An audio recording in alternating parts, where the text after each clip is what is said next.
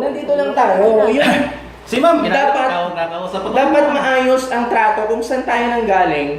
Yung tingin, maayos. Kasi tao yun, hindi naman langaw yun na, huy, Paano hindi ko tatawagin? Ay, nagsasalita ako. Sabi ko, kanino bang ano yan? Sino bang may-ari niyan? Hindi sumasagot. Sabi ko, bumaba ka rito at mag-usap tayo. Hindi ganyan ang treatment mo, kaya nga natatawa yung isang guard eh.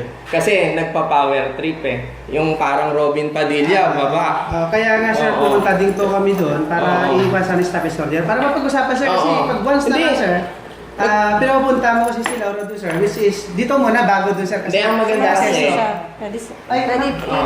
ang maganda kasi, kaya ako namin pinapapunta doon para makita natin yung actual na sinasabi mong construction. Oo, yung actual. Ganito po sa construction, meron po tayong 3 klase para kumuha ng permit. 4, full house, major, minor, simple repair. Ito yan. Yun. Yung alulod lang yon, yung kahoy na yon. At ang ginamit kong materyales ay yung ginamit ko pang bulok na nasa bahay. May materyales ako, tira. Gamitin natin. Ilagay natin doon kasi nabubulok ng anay. Nung binaba ko nga yung kesame, kinain na buo. O sige, ako na titibag. Tinibag ko. Tapos yung sa CR, ang dami na ring anay. Inalis ko na yon. Ako mismo nagmaso nun. So, ang inaano ko lang, sir, dapat assessment maayos at number one, maski sinong tao, dapat maayos makipag-usap. Maski na janitor pa yan, ano pa yan, hindi langaw ang maayos. Kasi doon tayo nang galing eh. Kaya nga tinatawag. Bilang bastos ba sa inyo? Kaya si Ma'am Sir Lauro. Yung kamag-anak ko po kasi, yung nagmamasilya doon, sabi niya po, "Hoy, baba ka dyan! Kanina pa kita bumaba ka dyan para makausap kita." Sir, tapos yung guard po na kasama niya, tumatawa kasi, Sir, kasama po ako. Makita namin, nag-iikot kasi kami. Oo. Ngayon, ang board tungkol dyan na Oo. kung sino may construction na walang permit, sitahin. Oo. Ngayon, nakita namin, hindi sinasadya, umikot kami doon. Oo. So, pinaatras nga niya yung sasakyan. Si Sir Kanukuha naman ang nagdadrive. Oo. Ngayon, bumaba siya, "Ma'am, sandali," sabi niya, Oo. sasabihan ko. Hindi naman po bastos ang pagkakasama. hindi sir, may witness eh, matitino yung bata ko eh. Ibig sabihin, hindi ako matino. Hindi, I mean, bumaba po ba kayo sa kotse? Mahirap po yun pag malayo. At saka yung make face, dapat makikita nyo.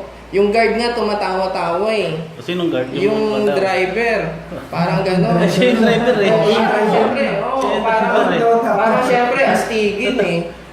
Yun. Nagsasabi ako, kanina ba yan? Dapat maayos.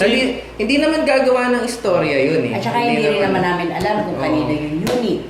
Oo. Diba? Kaya hindi natin masasabi. Ay, hindi nagsasabi. Nakatayo na siya, kapunta ka rito at kakusapin mo ba ka dyan? Kung ganyan sana. Ay, sinabi ko sa kanya. Ay, punta ba ka? Parang usap tayo. Andun ako. Bumaba siya, sabi ko, sino bang may-ari niyan? Yan ba yung kay Mrs. Baliarta? Baliarta. Oho. Tapos, sabi ko, sabihin mo, hinto niyo muna yan. Sabihin niyo, kumuha muna ng permit sa clubhouse. Sabi ko sa kanya. tsaka yun, yung sa permit, hindi naman po major construction yun. Wala kami Kumbaga, inaanay. Katulad na sinabi niya, may kanya-kanya, yung pong mga ganun simple, kukuha lang ng permit para lang halimbawa may papasok kayo at saka yung workers. Yun pa yun. Wala naming ipapasok kasi yung ginagamit kong materyales, yun yung tira ko lang. Kaya nga, siguro, matagal na kayo dito. Di ba? Mga 20 years na. 20 years. Wala Ay, ka naman mga 15 years na ho. Kami po yung mga una eh. So, sige, isa tayo sa mga nauna. Alam natin may policy, hindi ho ba? Alam natin na meron yan. Wala namang problema kasi yung kagaya ng repair na yun, wala yung band eh. Oo. Wala yun. Kasi ano lang hindi ba? Marami po nakikipag-usap dito pagka ganun. Masilya lang po yan po, yun. tulad noon, yung tulad ng fascia board lang yung gagawin mo, kahit sa sarili mong bahay. May binabayaran to, processing fee. Kung interior-exterior repair, yan yung may mga ban. Ang ban yan, 8,000 sa homeowner. Kung may contractor, 10,000. Processing fee, 1,500. Kung major yan, ang major renovation, yan yung magtatayo ka ng extension. Yan yun. Kaya maraming kategorya dyan. Ay, yung iba dyan, gawa lang ng gawa. Tsaka ilang beses na ako dumadaan dito. nagre-repair doon, Oh. doon sa bahay ko. Ayun nga, Harapan. tulad nung, di ko alam, sa inyo na ba yung barbershop ngayon? At matagal na ba yung Barbershop? bahay niya? Akala ko bago Matagal lang na, yun. matagal